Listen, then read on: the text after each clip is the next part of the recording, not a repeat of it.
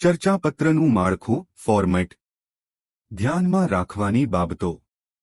1. જમણી અથવા ડાબી બાજુ ઉપર પત્ર લખનારનું નામ, સરનામું અને તારીખ લખવી.